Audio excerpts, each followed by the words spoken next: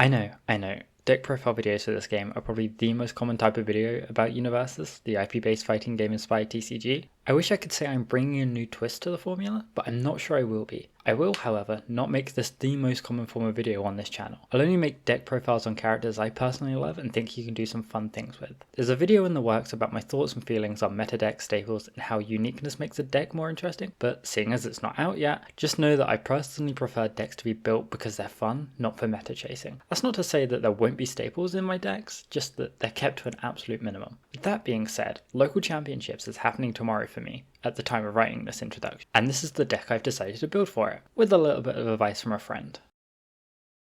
Anyone who knows anything about me knows that I'm a huge My Hero Academia fan, and so, despite my disappointment at the final season only getting a Challenger series instead of a set, this deck was still a day one purchase for me. Out of the two, I think All Might is the more interesting character. That's not to say I think Deku's bad, I just think he's been overcorrected given how busted and meta dominant he was when the last Challenger series that included him dropped. Now, if you've watched my previous video on least played GVS characters, you'll likely be questioning why I picked a character with multiple conditional abilities, and to that I say, I'm allowed to be hypocritical sometimes. But on a more serious note, I feel that the conditionals which All Might has aren't as limiting as others. In fact, I quite like his symbol specific abilities, giving more meaning to symbols just outside of deck building requirements and archetypes. As for the armor keyword restriction, the blow is softened by the fact that this deck comes with every card that works for him in this regard, so you don't have to worry about pulling specific cards and random pack, and as you'll see later on in the video, the keyword isn't really something that holds him back as a character. I think Armored All Might is also a jack of all trades character, but still quite powerful at what he can do, giving both speed and damage buffs on phase, a fair amount of card draw for a 6-hander, and being able to build discarded foundations. He doesn't excel at any one specific thing, but he has enough at his disposal to face all manner of different decks, which is quite fitting for his character at this point in the story, and that's why I wanted to bring him to our local championships. With attacks, I stuck fairly closely to the 30% guide. I'd considered running a few less due to card draw being so strong, but in testing I found that I wasn't consistently getting that many attacks at the start of my turn anyway, so I decided to bump it up a bit. But you don't want to hear my number crunching, you want to see what I've added. Bug Bite. This one was recommended to me. I had initially thought it was because of the block response, letting All Might build multiple times a turn, but it was using it as an attack that revealed how good it was. Sure, a 2 high for 8, I'm including All Might's enhancers in these numbers by the way, isn't anything scary, but at a 3 difficulty, it fits nicely as a finisher that can do some fair amount of damage at the end of a combo chain, and as we'll get to later, these chains can get quite big. Not only that, the ability to stack your deck and either make your next check great or popping a foundation with All Might to draw a critical card is a fun bit of tech that's saved me a few times. Invisible Infiltration. I mean, this is already a good card. I think it rides the line of being a staple, but I think it also works great in All Might. A 4 diff 4 low 7 is decent, and with the damage bonus it gives itself getting bigger the longer the game goes on. But what I love and I think works wonderfully in All Might is that a fair few foundations I'm running have flip costs, meaning I can bounce them back to being unflipped and ready on resolution. There's also a little bit of tech in this deck about removing something from your opponent's board and bouncing the attack back to hand, permanently removing it as the card doesn't resolve when you bounce it, but I'm getting ahead of myself, we'll cover that later on. Switchblade. It's kind of an odd pick, seeing as it's from a quite mediocre Clash deck, see my least play video for a thorough roasting of it, but I think for a 4 diff attack, getting it to a 6 high 8 can be quite threatening as your second or third attack of a turn. It doesn't do anything too special otherwise, but sometimes a simple attack like this can throw an opponent off, either taking the hit in fear of something bigger coming out, or wasting a block that they might need for a follow-up attack. Electric Moth. Now, this is a staple. A 4 high 8 makes it objectively worse stat-wise when comparing it to Switchblade, but that's not why we're running it. Card draw is great, and getting to cycle one card from your hand for either 2 or 3 more works great in All Might. Discarding an armor cost to pay the cost really isn't that much of a loss given All Might's response.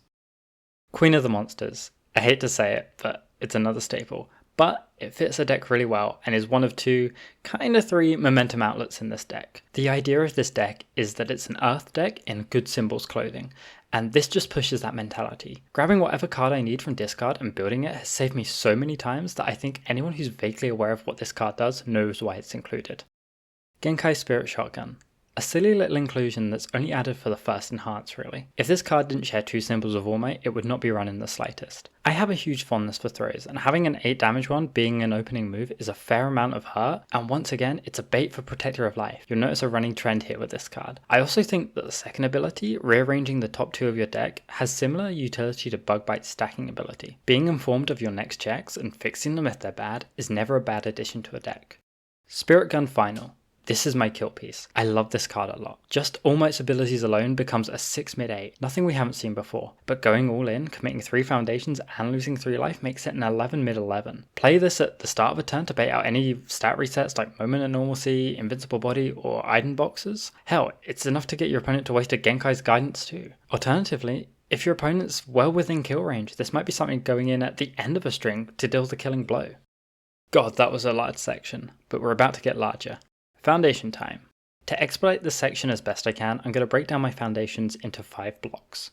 Armor cards. Briefcase Armor, Battlesuit HUD, Hercules Red Riot. Now, there's one here that I think is going to get questioned as to why it got picked over the other, but we'll get there. Briefcase Armor is alright. Adding it to hand to give yourself a fairly average low block is a neat bit of tech and can get yourself out of deadlock without losing it entirely if necessary. Battlesuit HUD is also okay. If you use the ability, you lock yourself out of popping it with All Might, but as stated with Spirit Shotgun, being able to look at the top 2 cards of your deck is always useful. Hercules Red Riot might be the contentious one, but I believe it to be better than Armored Pro Hero for 2 reasons. 1, it gets around Foundation Destruction, and while the set is not out yet, Tekken 8 seems to be going crazy with it. And 2, I think Armored Pro Hero is really naff because its ability not only requires the condition of blocking with an armor card, but also committing itself for -3 damage, which can be done easier elsewhere. Committing for plus or minus damage isn't really worth it for me. Given that Armored Pro Hero is now essentially a blank text box in my eyes, why not run the blank ability with the better block mod and can't be destroyed?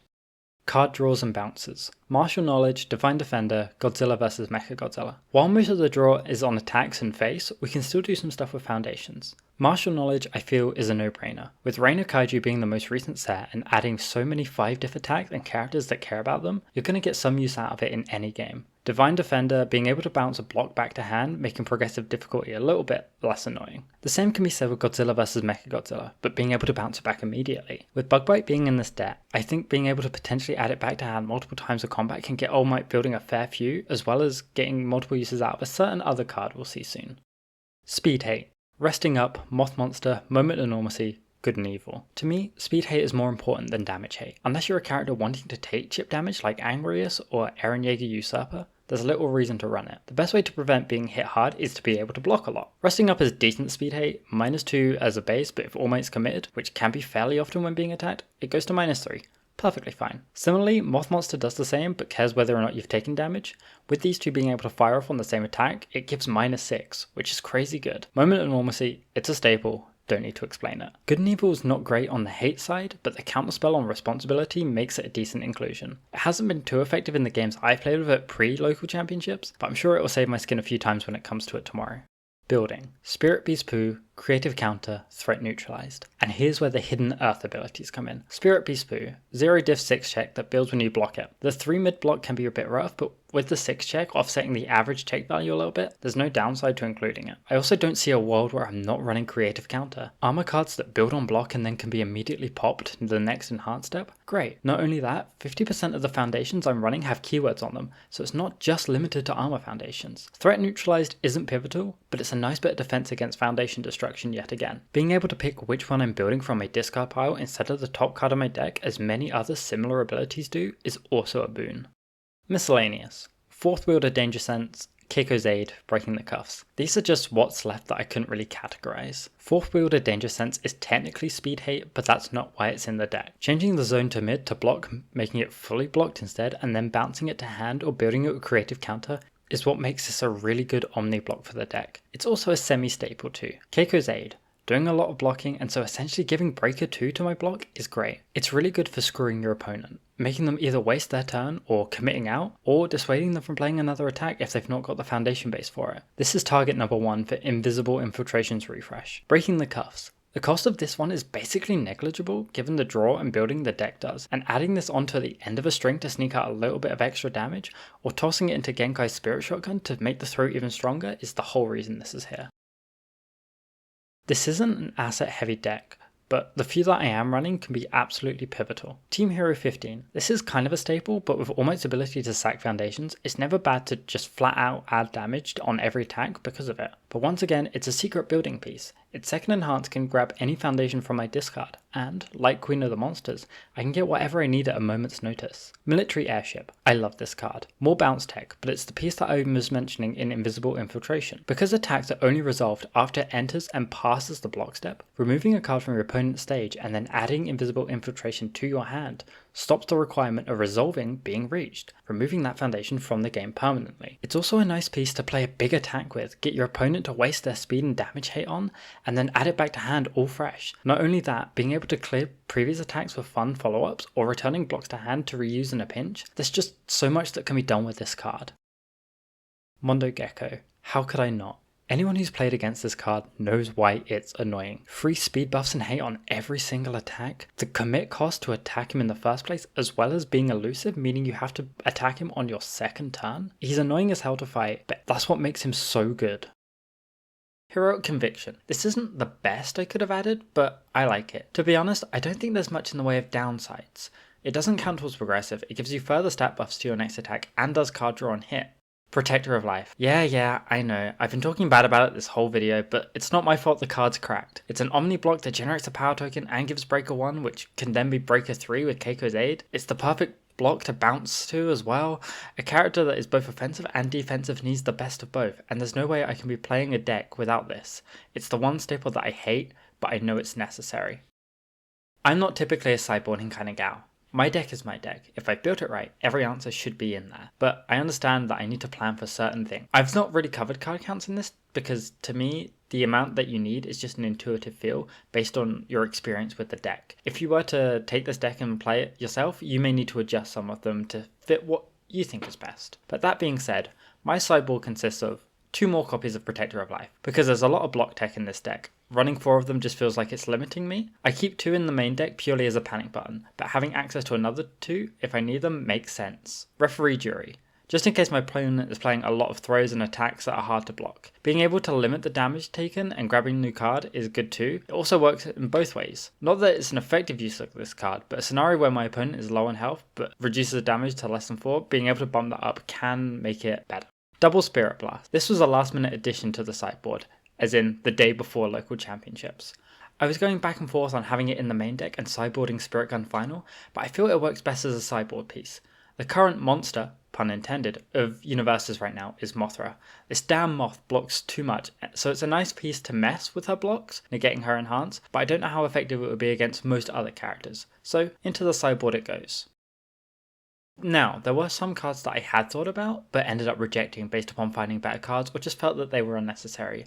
There's not going to be much of an order to these, nor will it be an extensive list. Growing Up Fighting and Daily Training. This duo of cards from TMNT do help with All Might's Earth and Good Clothing playstyle that I'm going for, but fundamentally they're not adding anything which I can't already do. Growing Up Fighting becomes a 5 high for 7, which isn't bad, but at the cost of being a 5 diff instead of a 4 because you need the preceding card of the Blitz Foundation. You can just get better stats elsewhere. The same can be said for Daily Training. While flipping and building from your hand is nice, the forecheck is annoying and I'd much rather be putting better cards in there. Net Launcher. I was enticed by the big scary numbers it can produce. Maxing out at an 8 mid 14 with stun 2 is really cool, but at the cost of committing 3 uniquely named foundations. I could get an 11 mid 11 with Spirit Gun Final. The 3 extra speed is significantly better than the 3 damage. It also did have building baked in, but at the cost of also giving your rival something. While tech exists for building a second copy of unique foundations to negate this, so many people are aware of this tech that they don't run second copies of unique foundations for this exact reason. Polar Demon Gouge. This one hurt to cut, but once again, big scary stats appealed more than utility. Yes, 5 mid for 10 with -3 to the check essentially makes it an 8 mid for 10 without any of the EX3s added. For a 6 check, you can just get better stats for less, as we've already seen. Fully Charged Blast. I considered this purely for how silly it was. 7 mid for 9 that pops 2 foundations, fueling both Team Hero 15 and generating power tokens that give speed when used. Like Spirit Gun Final, it was meant to be a big scary attack to force opponents to waste resources, but I couldn't add this without it screwing me constantly. But with all that said, we have one last question to answer. Now, I want to preface that I am by no means a top tier player, so take these results with a grain of salt and know that a lot of misplays can and did happen. Game 1, Sun Jin Woo Shadow Monarch. This was a 1-0 to Sun Jin Woo. This was kind of fun for a game 1. I'd played against the other Sun Jin Woo in locals before, but not this one. The core issue that I found with this though is that throws like Bear Bite broke through a lot of All Might's defenses. Besides that, All Might had the survivability to put up his defenses and pull off a fair amount of attack strings. Another thing I found myself struggling with were the shadow backups. Typically I find these annoying in non-Sun Jin Woo decks, but with him being able to sack them or bounce them back to hand as part of his kit, I couldn't find a way around it. So I had to keep throwing whatever attacks I could to the character instead and hoping that something would hit. Game 2 had me sideboarding in more Protectors of Life just to deal with Bear Bite, which did end up working out. My opponent, however, managed to pull off the strategy of his deck perfectly, which left me floundering. His strategy was simple: let me build up a huge stage and take whatever attacks he could while leveling up Sun Jin Woo, then play a Decayed Awaken and wipe my board and start again at full power. Fortunately I was able to hold on until time though. Game 2. Rodan, Fire Rodan. This was a 1-all. Now this was a great match. As a side note, the player that I was playing against in this match was someone who also attends my locals. They're a great player who builds strong decks that I can barely do anything against, so to me there was a lot of personal investment on the line. First game begins and it's over within less than 10 minutes. I am unfortunately cursed with bad luck when it comes to draws and checks, and that's what happened here. 2 foundation hand, mulliganed into another 2 foundation hand.